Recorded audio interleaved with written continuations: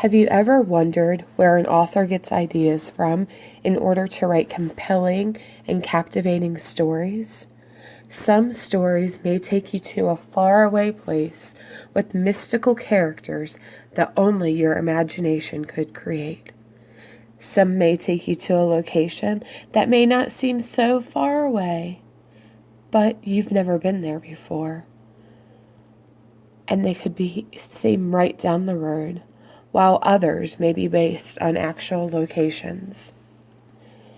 Wherever the setting, characters, or theme of the story are, the author must captivate his or her audience in order to grab their attention and keep it as the reader flips through the pages to find out what happens next.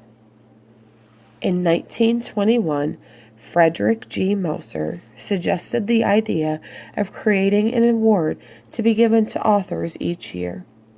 This award is known as the Newbery Award, and it was created to encourage original creative work in the fields of books for children, to emphasize to the public that contributions to the literature for children deserve similar recognition to poetry, plays, or novels, to give those librarians who make it their life work to serve children's reading interest an opportunity to encourage good writing in this field, according to the American Library Association.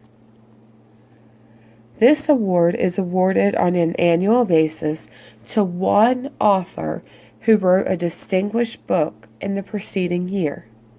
While there are often many candidates each year for this award, there is only one winner per year. However, other authors may receive the Newbery honor as recognition as well, which is also a very prestigious award.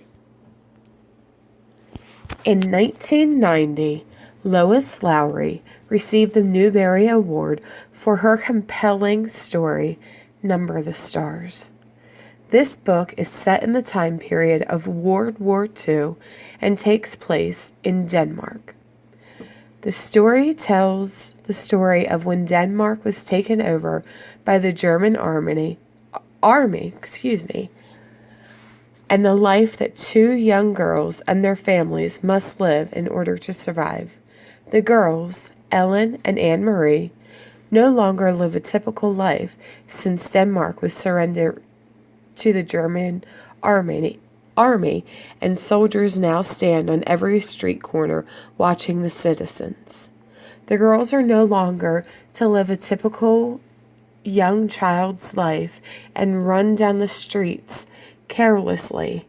Instead, they must act composed at all times and not be the children that they were. The author draws the audience in by making you feel as though you are living in Denmark right alongside the young girls. The raw emotion that protrudes from the pages of the book is so incredible that you can feel the fear that the girls encounter when the German army learns that one of the girls is of the Jewish culture. The families must learn to get by in life with many essentials taken from them, such as dairy products, butter, and other essentials that many of us take for granted. This book is based on historical fiction, as there are many components in the book that have actually happened. However, the characters in the book are that from the imagination of Lois Lowry, as she created them from hearing stories about this time period from a friend.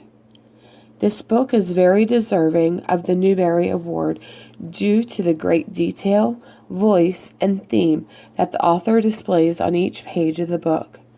This book is so captivating that I had a hard time putting it down. I encourage you to check out this book from your local library in order to see what happens to Anne-Marie and Ellen and their families during a time of war and hostility.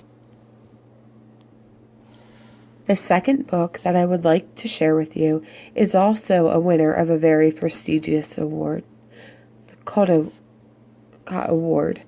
This award was also created by Frederick Melcher. However, this award was created in 1938 due to Melcher feeling as though illustrators of books were also deserving of awards due to the exquisite illustrations that can be found in many books. Just like the Newberry Award, the Caldecott Award is awarded on an annual basis to a book for the preceding year. One book that I found very deserving of this award is Finding Winnie, the true story of the world's most famous bear. This story is beautifully written by Sophia Blackhall and illustrated by Lindsay Maddock. When I first saw the cover of the book, it grabbed my attention to see a bear holding onto the leg of an individual. It immediately piqued my interest as I wanted to know why there was a bear on an individual's leg and why the individual didn't seem fazed by it.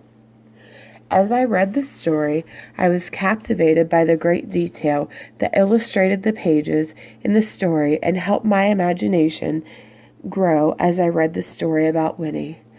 The vibrant colors and the exquisite detail helped my imagination to feel as though I was sitting right there alongside Harry and Winnie. I was blown away by the illustrations in the book, and the title of the book did not fully register within my brain. As I continued to read on about the soldier Harry in the story and how he was ordered to war in order to take care of the horses that were also in the war, and Winnie, I found it interesting how an individual would take a bear to war with him.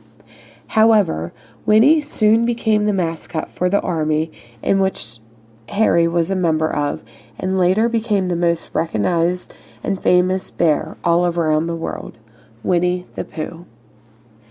Even my children know this famous bear, and I grew up knowing this famous bear, and which was one of my favorites growing up. This book not only surprised me by the beautiful illustrations, but also through the writing that the great-granddaughter of Harry did. This is a picture book as it has pictures on every page that help guide you along in the story.